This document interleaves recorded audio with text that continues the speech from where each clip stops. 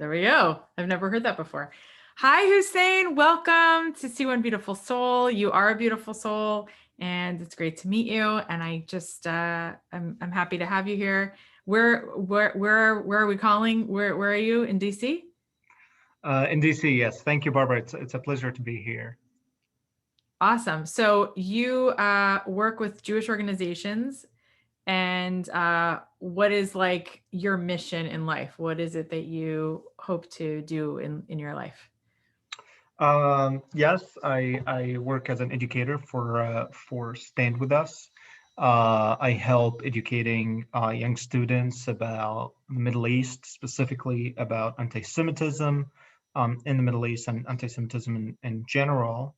I'm very passionate about the issue of anti-Semitism, just trying to understand it, which is quite difficult historically and in every other dimension, and trying to effectively combat it, whether it was in the United States and other countries or in the Middle East. And I think the very first step to do so is to bring it into the vision and the purview of people, because I think a lot of people are completely oblivious to it.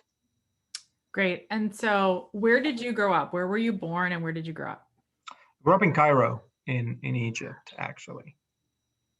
All my people originally come from there. So it's interesting I mean, that's where the Jewish people were actually formed. Moses, Ten Commandments, that whole thing. And, we escaped Egypt to go into the desert, and only 20% of us left Egypt. 80% really liked it there, I guess, even Yeah. in slavery. That's pretty good PR. You'll never want to leave, even if you're enslaved. That's my comedy. I don't mean to make light of it, but it sounds like a pretty place. I've never been there, but It's a pretty place. It's a valley of life in the middle of very stark desert on both sides, and I think that makes Egypt a very special geographic features, and that I think it has it gives or puts an imprint on the cognitive landscape of the people who live there. It kind of makes you live in an island, self-contained island. And you grew up Muslim? Are both your parents Muslim? Yeah, I grew up in a traditional Arab Muslim family. No connection to the outside world whatsoever. Wow. And take us to how you get from Cairo, growing up a fully 100% Muslim Arab, to now I help a Jewish organization educate people on uh, anti-Semitism and also maybe lies that are in the media and propaganda against Jewish people. Like, how does that happen? Take us there. It's actually due to the fact that I have a personal firsthand experience with anti-Semitism that I can do this. I grew up in anti-Semitism. Unfortunately, Egypt and so many other societies in the Middle East and outside of the Middle East is saturated with anti-Semitism, unfortunately, in every venue of the culture. And I grew up not even aware of its existence. It's in the air that you breathe.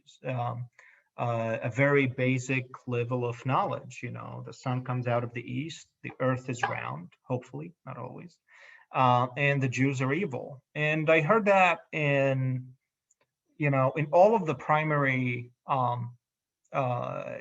kinds of education that you receive as a young person, in what sociologists call socialization, right? You're born into a society and then you get socialized by your parents, various social institutions, whether mosques, churches, schools, watching cartoons on the TV. This kind of gives you the foundation of the rest of your life, who you are, your mother language, and all of that. And unfortunately, anti-Semitism was um, a fundamental part of that, whether the religious education, the national identity, the Jews are evil, Israel is the embodiment of Jewish villainy, it's your enemy. And that was kind of just the basics. All the movies, I remember when I was a child, all the movies and the TV shows that I loved, and so many other people, had Jewish villains. The best Egyptian movies, the best Egyptian TV shows, whether it was about an espionage thriller or even about crime. It was a Jewish conspiracy at the end of all of those. And for the mind of a child, it's fascinating. A lot of people really underestimate anti-Semitism as an extremely powerful narrative and extremely powerful story. Because especially for a child, it's like you're living in Lord of the Rings. I'm telling you, there are evil people, there are orcs and trolls who are evil and wicked, and you can become a superhero. And it was absolutely fascinating. And I was a nerd. I am still a nerd to a large extent. You're And in good company. Me too. and I found, as all nerds, we love stories, we love mythologies, we try to look for the meaning behind them. And I was really fascinated by all of these stories. And this escalated significantly following the 9/11 period. So you had the early 2000 years were quite consequential, I believe, in Middle Eastern and global history, because there was a huge wave of radicalization following 9/11, the war in Iraq, the war in Afghanistan, and then the second intifada. So you open the TV every day and you have all of this news. And the religious feelings were inflamed. And I really got into it. I hated Jews. I hated Israel. All right, what now? What can I do?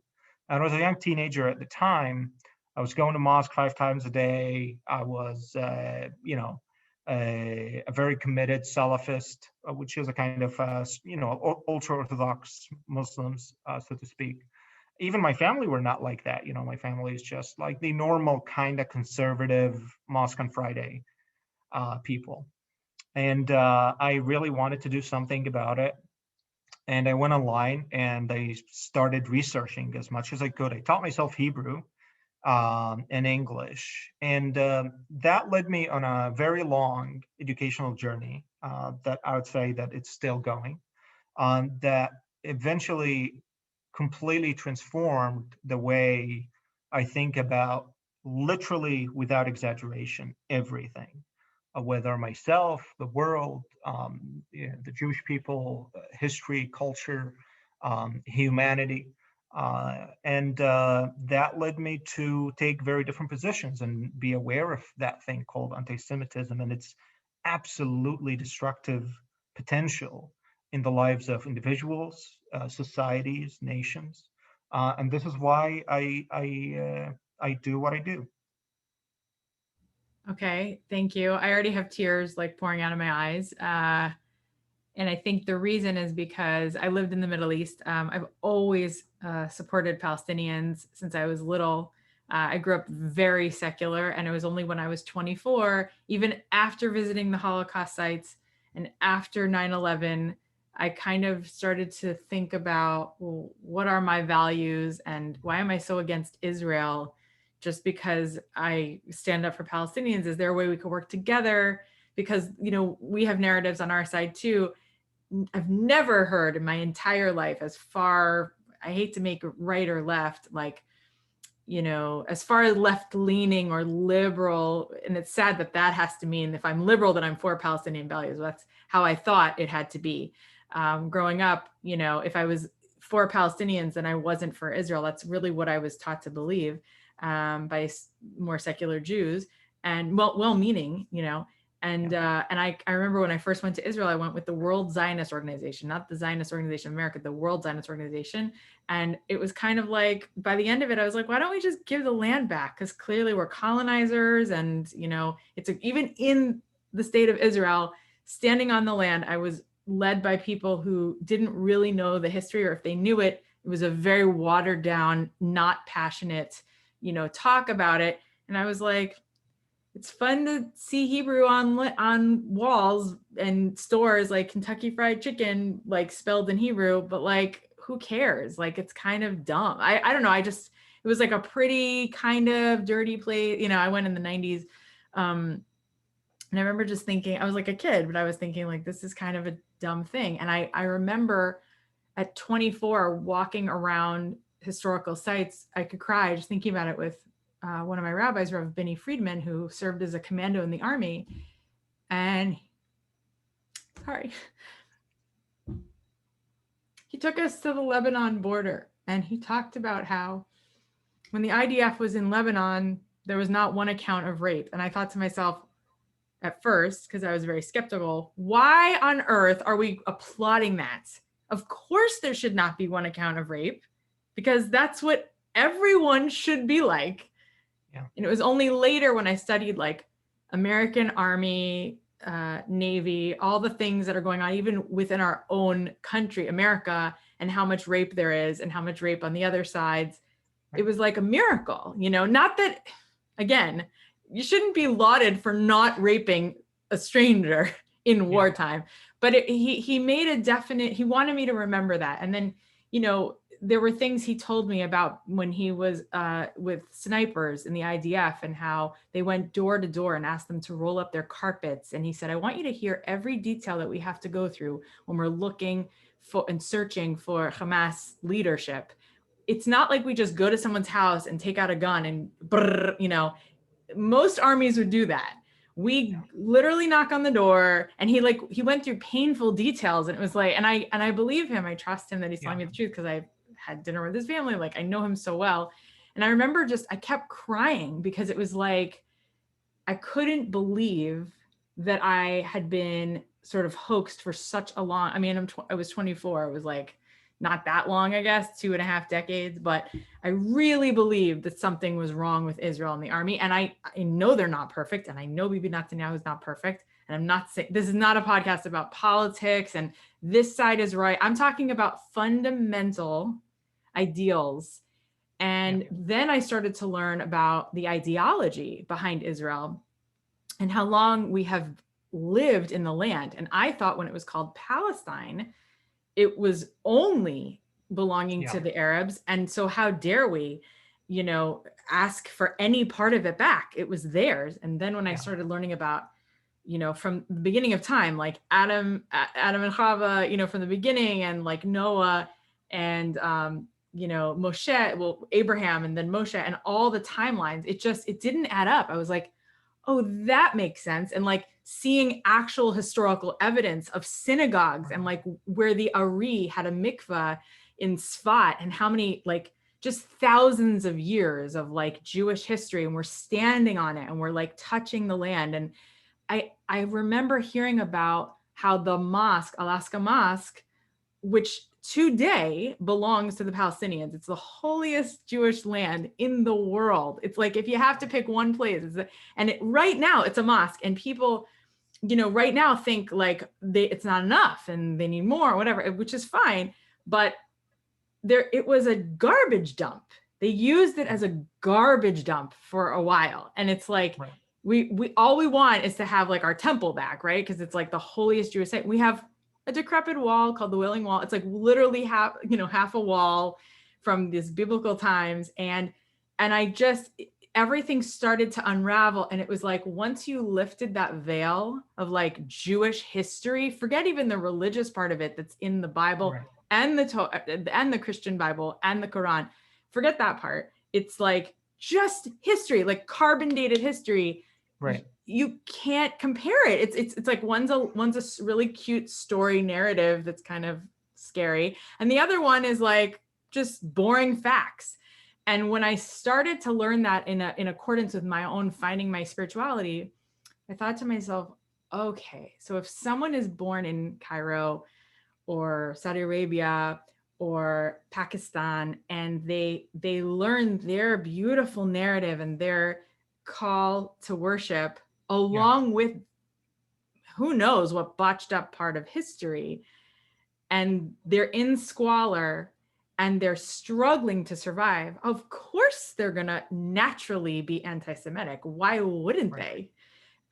So I just would love it if you could talk a little bit about, I mean, you kind of touched on it, but number one, I know a lot of my listeners are going to say, yeah, but if he's Muslim, then how does he reconcile the Quran with real Jewish history as opposed to the fake Jewish history?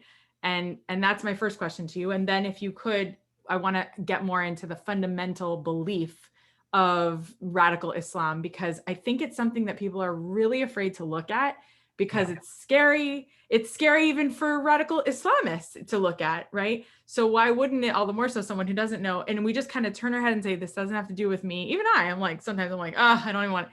So Right. those two questions, if you wouldn't mind, I'd love to hear.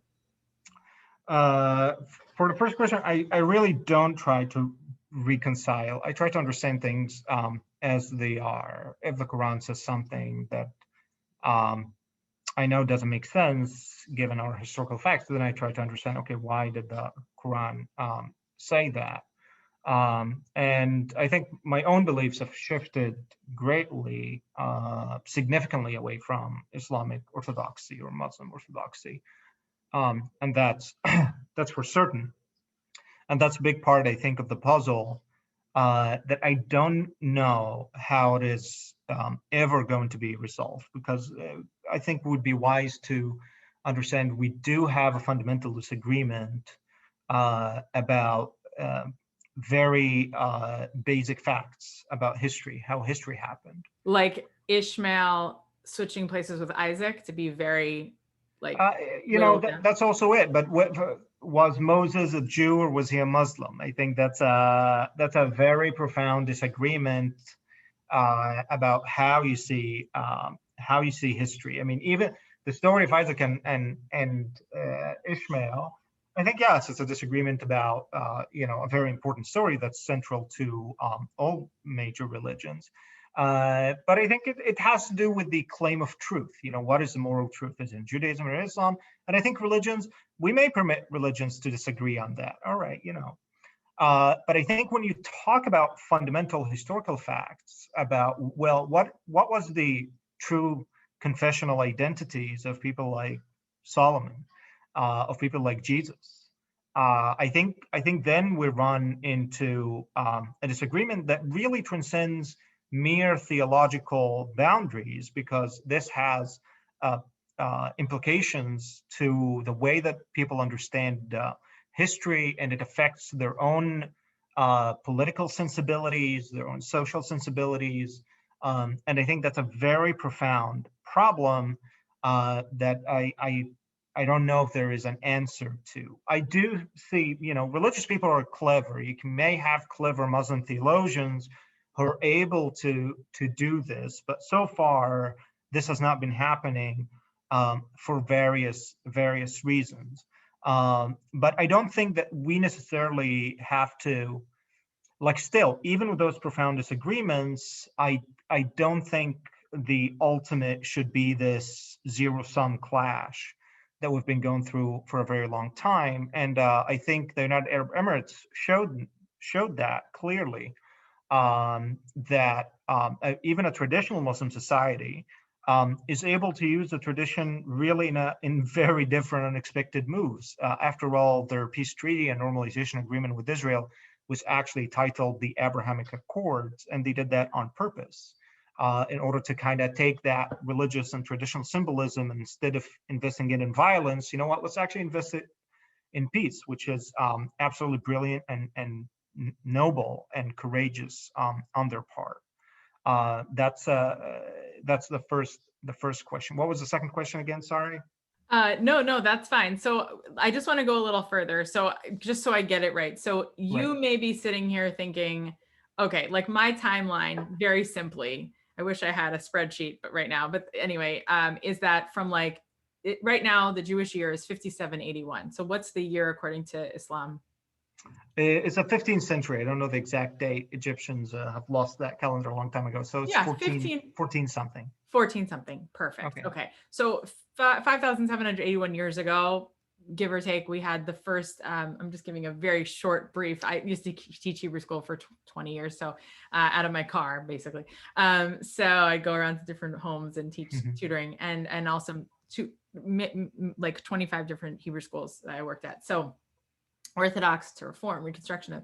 So, and I love this. So from zero, the year zero, and it's very iffy, and there's no scientific proof. In fact, I took a class with a Nobel Prize winner named Dr. Gerald Schroeder, who's a physicist, who was able to make a little proof that like the first 6 days of creation, for 7 days, if you don't include Shabbat, which is timeless, we're not really sure if one day was actually millennia. We don't know. But there were 40,000 generations of humanoids after the Big Bang, which is totally, supported. Science and Darwinism are totally supported by the Torah, the one that I study.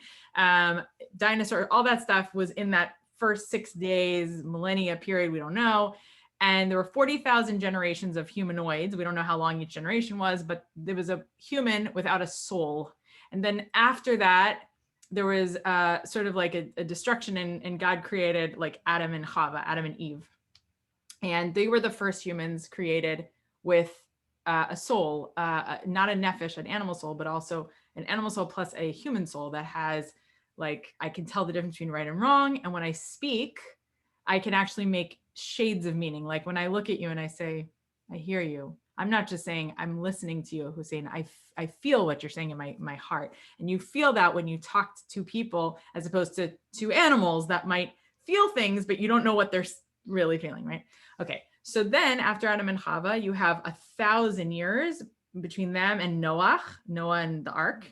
And then from, another 1,000, give or take, to Abraham. And Abraham's the father of all nations, Avraham, right? And, sprinkles some wisdom in the East, and we get Buddhism and Hinduism, all that stuff kind of, from his travels out there. But he was like the first enlightened one that believed in a oneness. And he kind of gave that to everybody, or made them think about it, whatever. And he and his wife, Sarah, like they were able to kind of get people to start to think there is one force that we should be listening to. And there's a morality, and we should start thinking about law. But only between Abraham and Moshe, there was no real laws, but people lived by sort of this like unwritten code of like, don't kill, don't steal, like no adultery, all that stuff. And by the time Moses had this, whole like the slaves, Jews were there for 210 years. We finally earned the Torah, which was already pre-written. It was sort of like the screenplay. My friend David Sachs has also been on the podcast, says like it was written and then the world came into being. And so then we get this whole story, this history book in the desert, and we get the 10 commandments, but really 613 commandments. We get a calendar, and the calendar starts in like 3,500 of the 5,781. You see, because 0 to 3,500 was like Moshe time. And then now we're 2,000 years later, give or take, it's 5,781.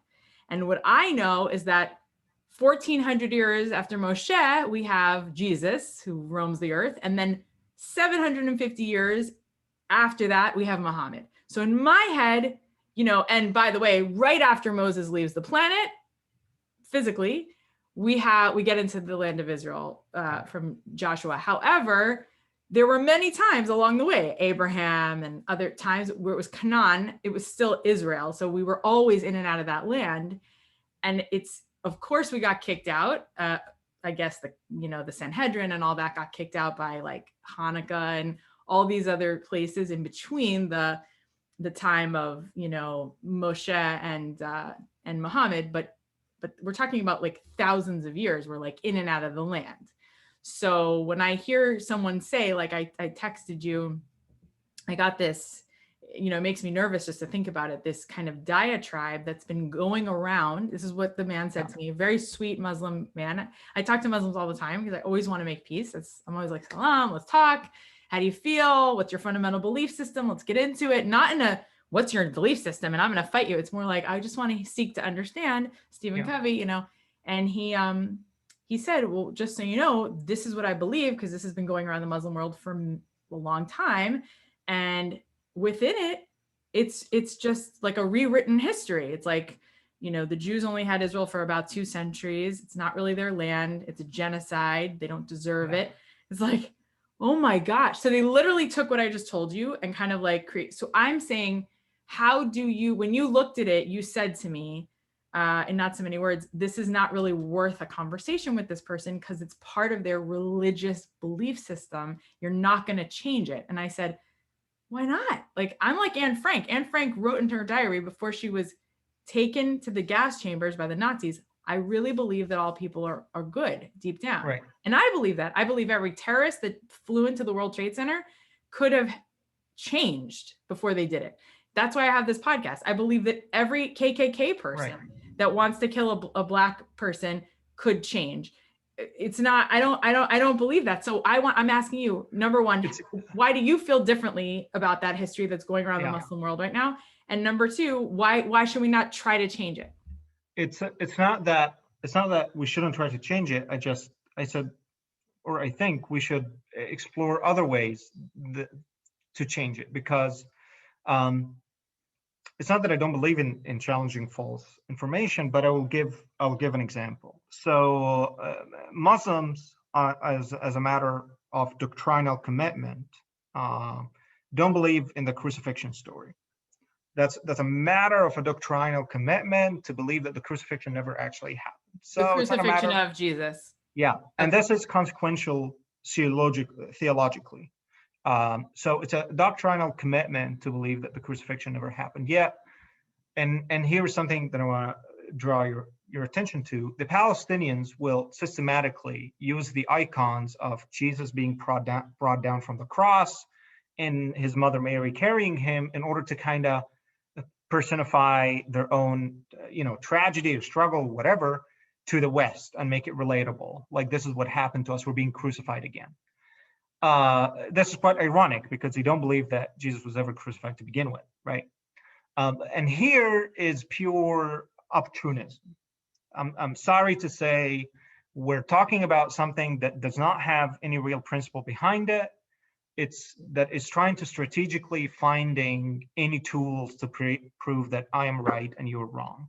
And this is why I said this is not worth engaging with, because it doesn't have substance, and it doesn't matter that it doesn't have substance. It doesn't really stand on a principle except me, I am right, I am right. And this is, I was watching the other day a video of Ghassan Kanfani, an interview in English. You can find it on YouTube, and I don't know if our listeners are familiar with Hussein Kanfani. He's a major Palestinian figure. He was a novelist and a poet and an author. He was also a major figure in the PFLP, a major terrorist organization. He has blood in his hands, but he was also, a good writer, and he became kind of the resistance author. He's very known in academia in the West. He's considered to be one of the main figures of what they call resistance literature. Some of the, Western academic neurotic stupidities. But anyways, I was watching the interview, and it was done with him in Beirut. I think it's maybe in the late 60s. And you had posters of Marx, Lenin, Mao, and he was speaking in a thoroughly, the third world liberationist language of, atheist, communist, national liberationist worldview. And he had like the big mustache of the time. And then I was watching this. I was like, oh, wow, what changed? We took down the pictures of Lenin and Marx and Mao, and instead we put the images of imams and Islamic icons. And we kept the mustache, but we grew a beard. And instead of making claims based on, Marxist ideology, we're making claims based on Islam. So what is the constant and what's the ephemera? The constant is a claim. I want this, this is mine. Whether I'm going to use atheist communism or pious Islam, I'm getting this. And this is why when I saw that what you sent to me, I was like, okay, this is one of those things. It really doesn't matter if we show like, hey, this is all wrong. The person's going to go and going to find something else and bring it, which is, I'm not saying not to do this process, but we have to understand that there is much more in terms of an inner commitment to some values and principles that are disinterested, impersonal. They are not your principles. They are not my principles. They are just the principles. And this is why this is that big issue. In terms of Islamic history, the truth is, so the Quran as a book is not really a book. I mean, there is a huge confusion, and I think this is why Islam and Judaism, Christianity on the other side, despite that they have a family resemblance, they will always remain incommunicable. You can't really communicate between them. The Quran is not really a book the way that the Bible is a book. The Quran is a speech. It's meant to be an auditory phenomena primarily. It's think about it as a collection of sermons. It's not some literary work that has a structure of a beginning, a middle, and end, chronological line that explains to you history and stories. Think about it literally as a collection of sermons. So the stories of Moses, Jesus, all of this. First of all, not all the biblical stories are there, but only the ones that are mentioned in sermons. What are the stories that Christians and Jews use all the time in the sermons? They use the big ones, the ones that everybody loves, Joseph, Moses, Abraham, Solomon, David. So these are the only stories really that exist in the Quran, and they don't exist for a historical purpose. They exist as part of sermons about the different messages that the Quran tried to convey. What is understood to be the history from a Muslim perspective was really written extremely recently, I would say not really earlier than a century ago. And it was written by Arab nationalists primarily who were ideologically committed to an Arabized form of what is known as the German ideology. And the German ideology, that's a 19th century invention, basically, that German nationalism came out, the idea of the German nation. And all forms of nationalism, at least in Europe and in most of the world, maybe not in North America, really came out of those ideas. So Arab nationalism was that German ideology. And I'm not just saying that. I mean, those authors of Arab nationalism, they wrote that we copied this from Germans. And in it, you have the idea of this narcissistic self-image of the eternal nation that has a mission in history, that is the march of God in history. And this is literally the language in which Arab nationalism, and that demanded a historical backing. So Arab nationalist intellectual engaged in a process of writing a history for that Arab nation. And then it wasn't starting from Muhammad, by the way, which is considered to be historically kind of the start of any literary history or written history of the Arab people. It actually starts from thousands of years ago when the Arabs lived everywhere. The Canaanites were Arab. A lot of historical fiction that is known by scholars here when they examine what's written there. Oh, this is fiction. This is not real. And this kind of remained. If you go pick up a textbook, an academic book, a graduate student book from the Middle East, Amman, Cairo, whatever, this is what you're going to find. Now, this is, of course, given some extremely difficult to deal with human behaviors that are universal, not Muslim or Arab, makes it extremely tough. And one of them, I think the first one, is that the vast majority of people are born and they have no sense of history, and they think that human life started with themselves. And that is true here in America. I've seen it here. I've seen it everywhere. And Arabs are not an exception. They are people. The vast majority of Arabs, they get born. For them, this is where humanity starts. Everything that exists now, that must have existed everywhere. And the second, that's a bigger problem because even people who you think were smart also do this. I mean, I'm talking about major names of philosophy even made these mistakes, which is confusing what's normative with what's natural. That is confusing the laws of or like identities of who we are with the laws of physics. That the fact that this exists, that must be some sort of an inalienable part of the natural world. And that's enough. So you have all of those two. I mean, there are many more. Those are human problems. And then you get somebody who's born in a certain story that happened to be very problematic. Those problems make it extremely difficult to change. And this is a problem in the Middle East. I mean, I've spent all my life. I mean, I'm 32 now. Since I was a teenager, I've been relentlessly, educating myself on all of these things to know, right, where does this come from? All right, Palestine is the cause of the Arabs. This is not natural. Somebody had to say it first. Who's the first person to ever come up with the saying? And I tried to trace everything. Okay, the Arab nation. Who's the first person thought of the idea of the Arab nation? The vast majority of people don't do this. All of my Arab friends, none of them even understand or willing to spend time, because as I said, this is not specifically to Arabs. Most people really can't afford, they either are unable or unwilling to do that very hard work. Yeah, and I think that brings me to my next comment, which is kind of a question as well, which is what, it's like a rhetorical question, like how could you, why would you want to spend time refuting your own fundamental beliefs when it's so close to your heart, you know? Like if you really want to, like you said, subscribe to a cause that kind of wants to take over the world, right? I don't think you have to be a jihadist to say we want Islam to take over the world. It's you know, Bill Maher and Ben Affleck and Sam Harris were in this big argument online. There were a few other commentators there, and I'm sorry, I'm forgetting their names right now, but I go back to it all the time because I was so impressed that they were able to have this very open conversation about the 1.5 billion Muslims that are in the world. And they said it's not a small number that is jihad. I want to believe it's like 10 people, you know? And really, if you think about it, it's probably just 10 people that are really nasty, that are trying to own the control of what people believe.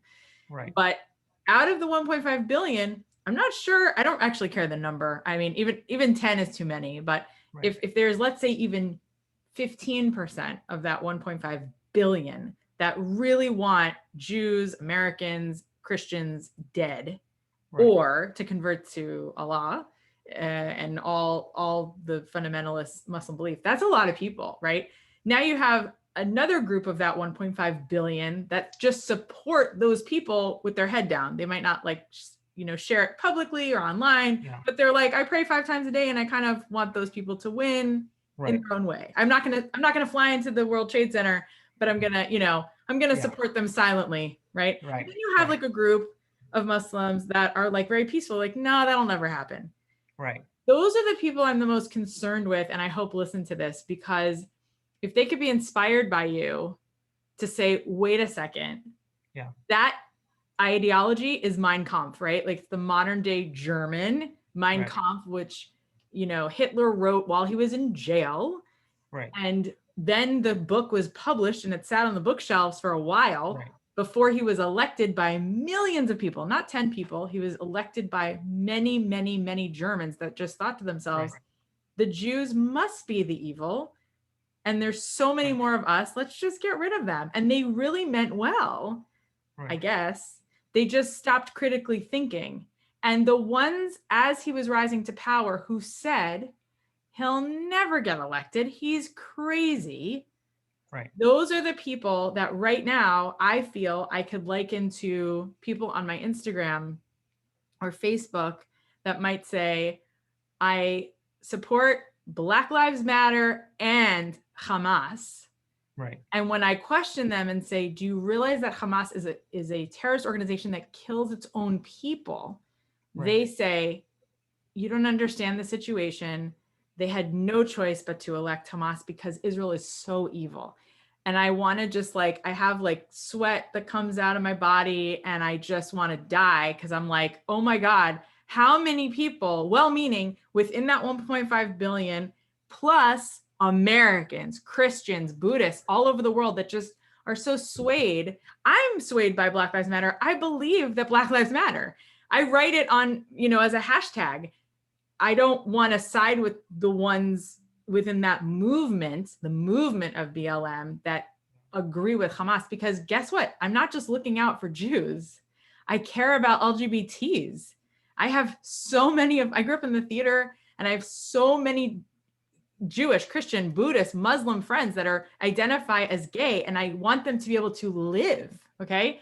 I also just want people to be able to practice freedom of religion. So I can't say those things and also agree with Hamas. And when I see my LGBT friends hold a sign that says I'm LGBT and I stand for Hamas as well, I just it's like I want to rip the hair out of my head. And then I have Muslim friends who will write to me and they're like, you know, I know you really care about Israel, but like you got to stop because Israel is not Zion. It's just it's so intense. Like they're, to me, standing up for Israel is standing up for democracy. It is standing up for not just Judaism, but for this idea that we can all coexist. That's how I look at Israel. And again, I'm not supporting everything that Bibi has said or done. I'm not supporting, you know, an IDF soldier that accidentally killed, you know, or forcefully killed a Muslim and didn't think about it first, because we have those here in America too, right? We have the George Floyds and all that. I'm not saying that when I say that, but I am saying that as a whole, I stand up for Israel. So Yeah, to be all what you said right now actually is connected in a lot of ways. And if you can give me a few minutes, I can tell you. sure. I'm sorry. Yeah. I keep going on. No, I'm no, no. interrupting you.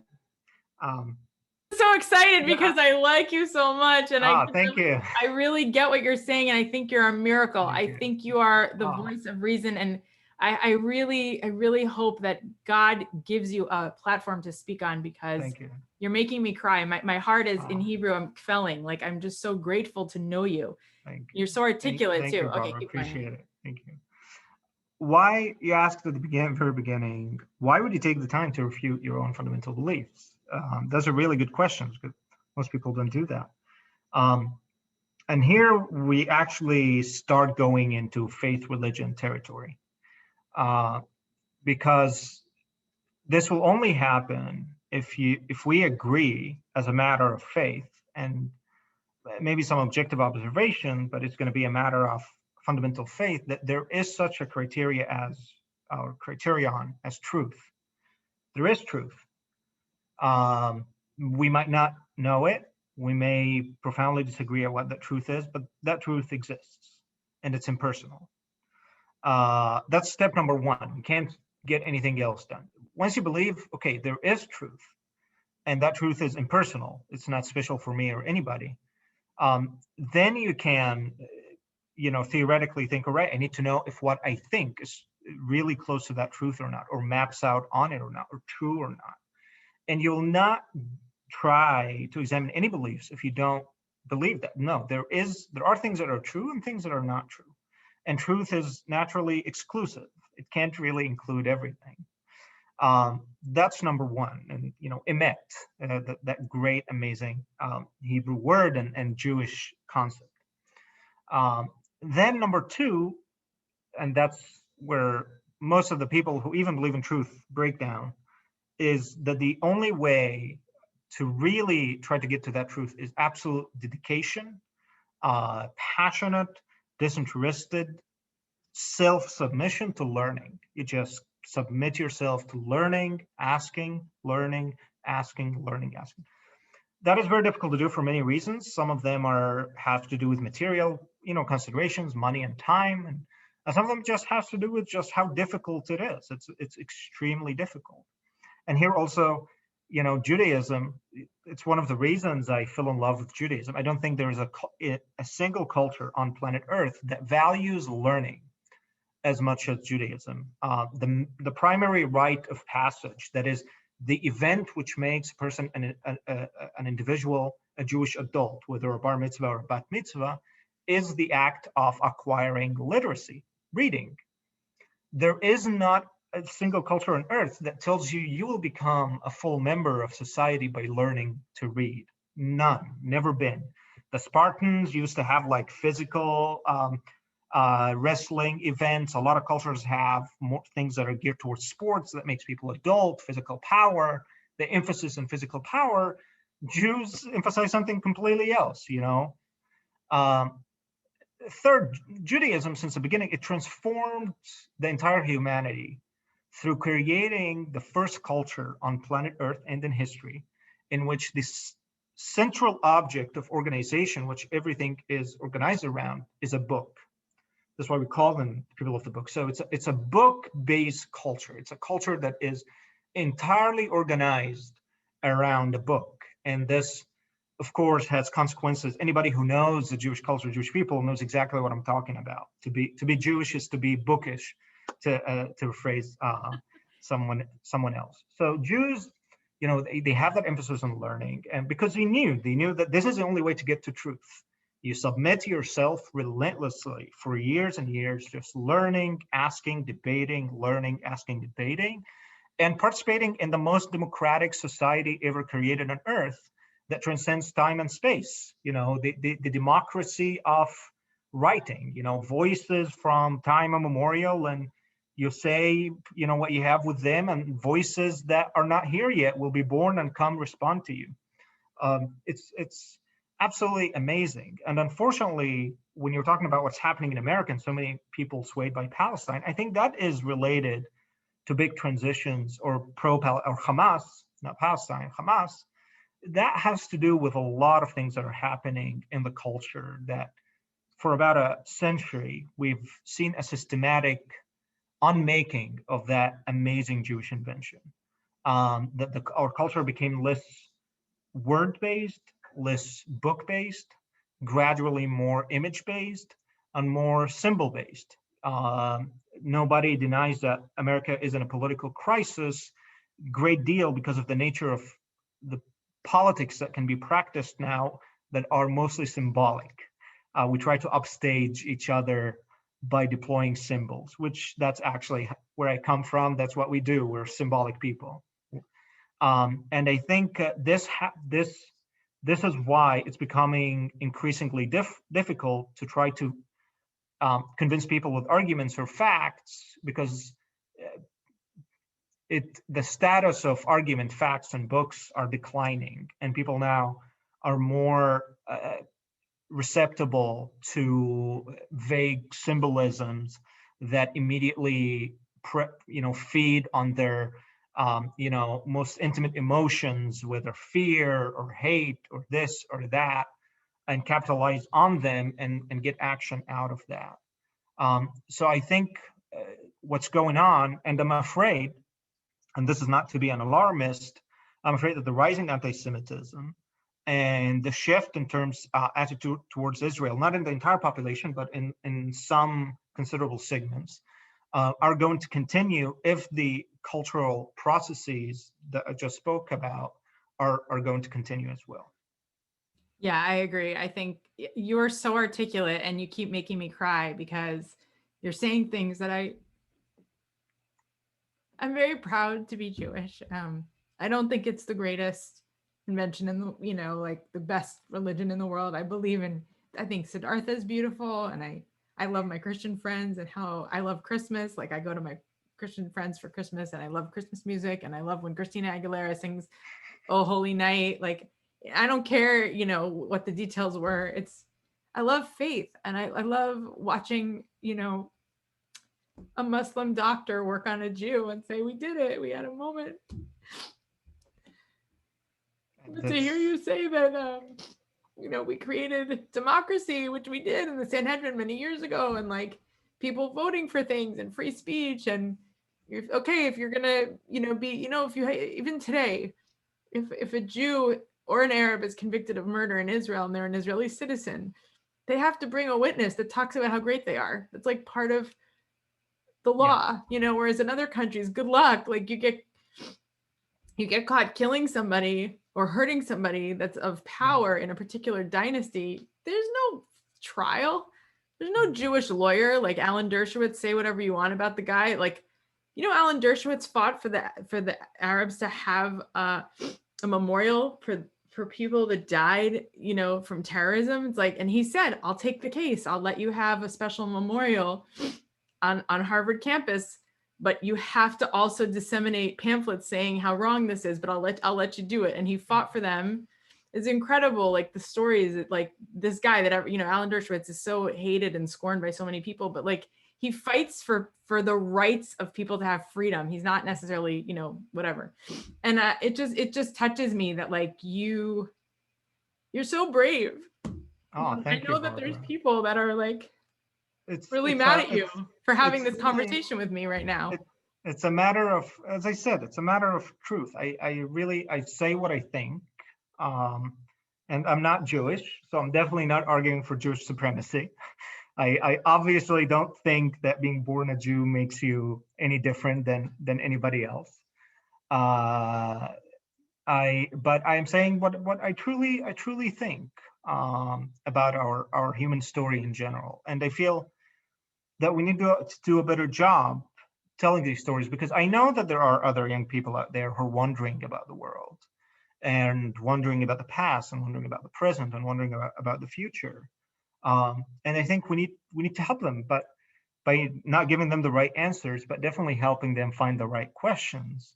And I think that's why I love education, and this is why I'm passionate about education, because I was that person before. Yeah, go ahead. I know, and I would love to read your book, and I want to do a movie on you. I love doing documentaries, so maybe we could do that one day. But uh, just because I know you don't have all day to sit, I could sit with you for hours.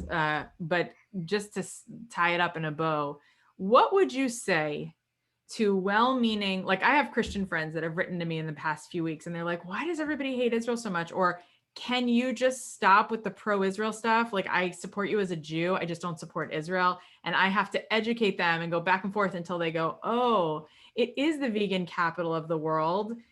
It is the largest gay pride parade in the Eastern Hemisphere. It is the place for democracy in the Middle East. It is a place where Arabs can come and live and have insurance and vote. Why I guess that isn't a place of ethnic cleansing and genocide. Like, they throw these words around, Right, and well-meaning Jews throw them around too. right, What would you say to all those people that so quickly just pick up a narrative and just share it and right, say, forget the two-state solution, just make it Palestine again? Like, what would you right. say to that? Uh, well, they obviously need a lot of education, but I would say that framing things this way is the most condescending thing you can ever do to Arabs. Arabs are people, and they are capable of all the goodness that our people are capable of, and they are capable of all the evils that people are capable of. We have our problems, we have our identities, we have our villains, and we have our great philanthropists.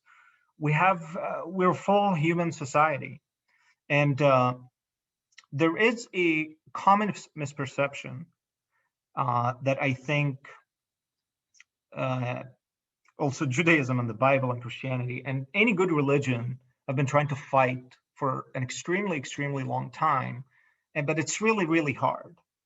And that because just of the reality that we live in.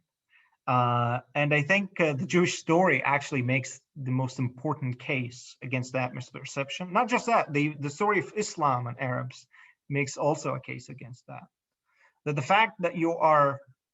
uh, the fact that somebody is big and somebody's small, or somebody's more powerful and somebody is less powerful, and somebody has more money and somebody has less money, doesn't really mean anything in terms of the power that humanity is endowed in.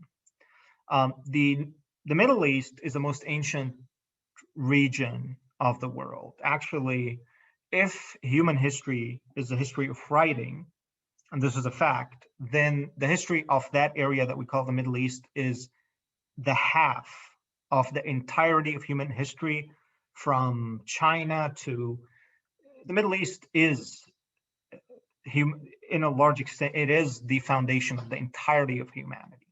Uh, and in that history, there were a lot of big guys, big, huge guys with huge muscles and armies, the Assyrians, the Babylonians, the Egyptians, the Romans, all of this. And there were small, extremely inconsequential nations of like basically nomadic tribes that had no big empires or big states. From them, the Jews, the small, tribes in Canaan, and the Arabs, who were like till very recently in history, were not even literate. Where are all the empires now? They all are gone, and nothing is left but the Arabs and the Jews. And that's an amazing, amazing lesson from history. No matter how big you think you are, and no matter how little you think the other guy is, that's not how it works. And we keep failing to learn that lesson.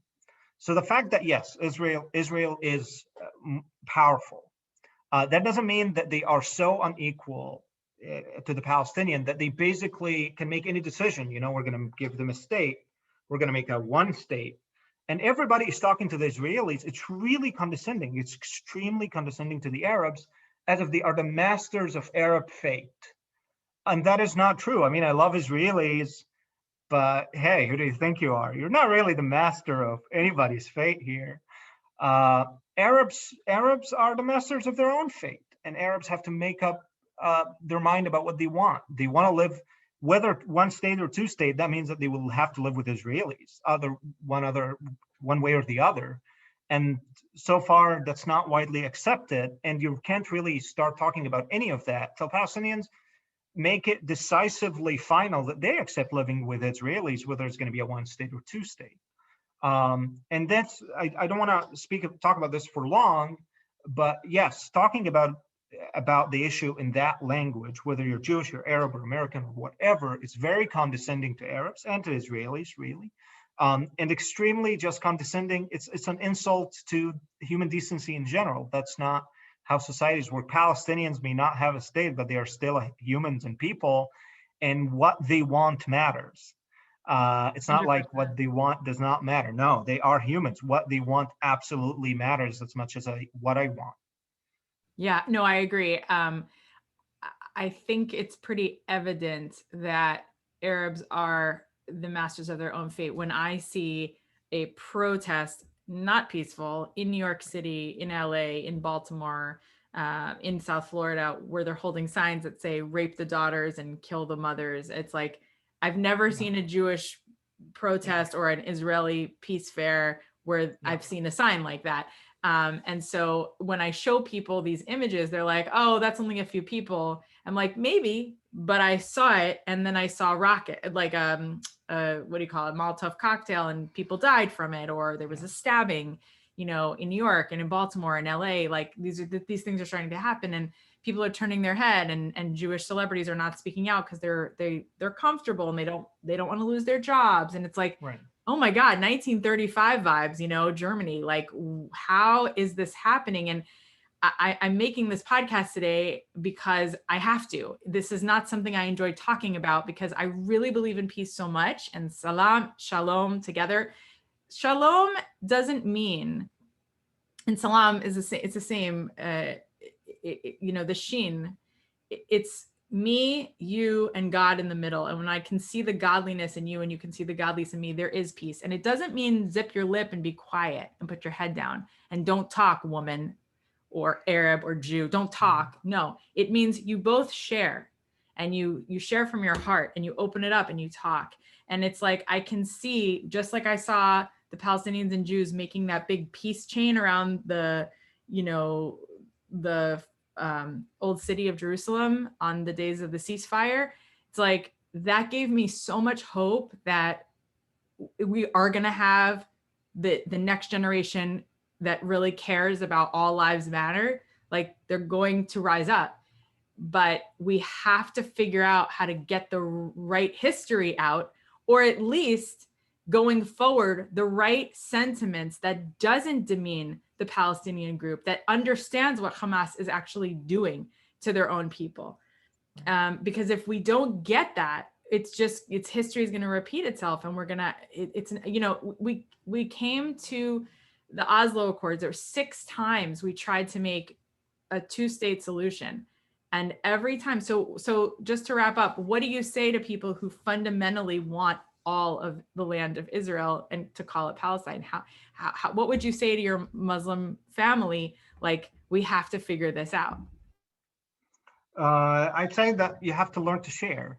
You can't have you can't have everything. And this is really, unfortunately, I think a lot of this at the core of this, which is kind of the narcissistic tyrant in all of us. I believe that narcissistic tyrant is inside every one of us, and we try to deal with it all the time by trying to be better people. But it comes out.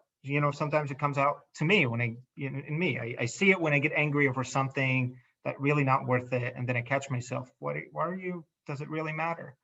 And I think this is really at the heart of this. It's the idea of sharing and not canceling each other. Um, Sadly, as I said, I can't say, well, everybody is equally wrong and everybody's equally. I don't think that's true. I'm an Arab. I've learned Hebrew. I got very close to Israelis and Jews in general. Palestinians and Arabs in general have a lot of work to do. Till now, and it's heartbreaking to think about this. The most prominent Palestinian poet, anybody familiar with the Palestinian know the name. His name is Mahmoud Darwish. He was an Israeli citizen, but he became the national poet of the Palestinians. And he's a brilliant poet, but being brilliant or intelligent doesn't make you a good person. Throughout our human history, we have amazing authors and philosophers that created some of the most evil ideas in humanity. And he is truly, he is the Palestinian icon. And he has this very famous poetry that all Palestinians love and know. A couple of verses that say, "This land has no room for two identities. We are the ones remaining and they are the ones passing. It's either us or either us." I don't think any solution is possible before you have a significant segment of the Palestinian population looking at this and saying, you know what, his poetry is powerful and beautiful, but it's not good. And we don't want this poetry to represent us. And often I think, and this story, I think God tried to teach it to people in the Bible so many times. Many times the only way forward is to give up that which you value the most. And I think the Palestinians need to give up some of that which they value the most, the national image that they built to themselves in the past 50 years or so, which includes people like that poet. And once that happens, once the Palestinians give that up and honestly, in themselves, in their inner selves, accept to share on equal footings life with Israelis side by side, I don't think that we'll see a peaceful end to this. But hopefully this happens sooner than later. I don't want to. I agree. The last thing I'll say is the same guy who sent me this long thing. The reason why I even engaged with him is because he said, I am a Palestinian, I am an Arab and a Muslim who wants to protect Jews. And I don't like that there's anti-Semitism happening around the world. And when I went back to him and said, yeah, but in the last line of this big post, you mentioned, if God could give us back Palestine, we will protect all Jews. And I thought to myself, oh, okay, so what you're saying is you'll protect us as long as you get the whole piece of land. And I said, you guys have 48 countries. Like, can we just have one the size of New Jersey? Like, there's no other Jewish homeland. And I mean, maybe Miami Beach, but it's not a Jewish land. It's American. He was speechless and he said, well, here's our history. And it's boggling. Look, we could talk about this for hours. You're amazing. You are a hero. You're my personal hero. I haven't been able to sleep because so many of my well-meaning Muslim, very super left-wing liberal Jewish friends, I'm a moderate, but friends. And then I have Christian friends also sending me like, could you just stop with the whole, like, do you care?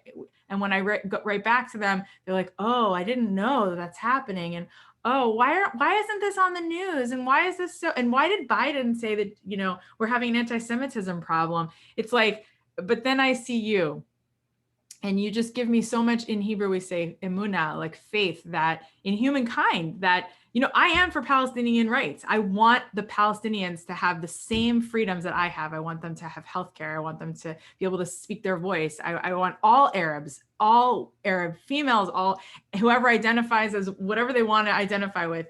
Buddha, I'm for all humans, all innocent humans, to have a life that is free.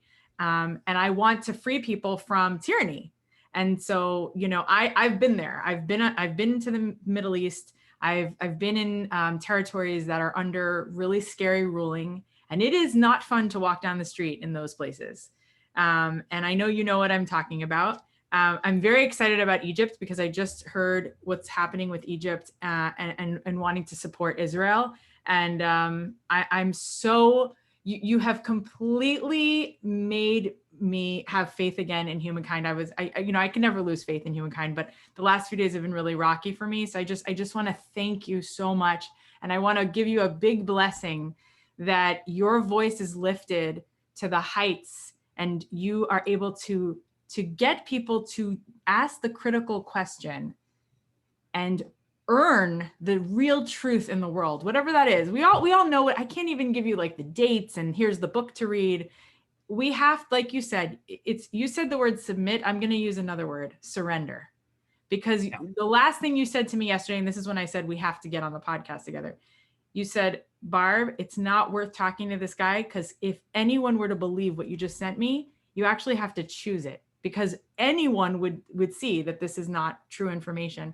And so I bless you that you being so enlightened, talk about enlightenment, that people will see you and it's so palpable. The way you carry yourself and how you speak about humankind will actually infiltrate and get people to say, you know what, I'm going to choose to look through the boring history and see like what's really up and not just follow this celebrity who's dating somebody that knew someone that sent them this text. I hope so. Thank you, Barbara. This was Please say amazing. amen. Amen. Okay, Thank you. and it's done. Thank you. You know, Thank you I can pray much. in a mosque. You know, that's kosher. Yeah. Yeah, we're not technically allowed to pray in any other. I mean, I pray everywhere, but it's frowned upon in the Talmud to go into a sanctuary that has idols. You know, you can figure out what those are.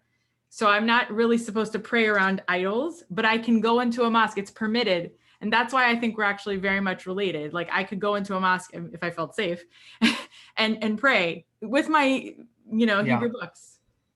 Oh, that's amazing. Thank you. Thank you, Barbara. This was amazing. Thank you very much. I hope people enjoy watching this. Yeah, me too. God bless you. And thank you so very much. And I hope this is not the last time we speak. I hope we speak many, many more times. Same here. Salam. Salam. Take care.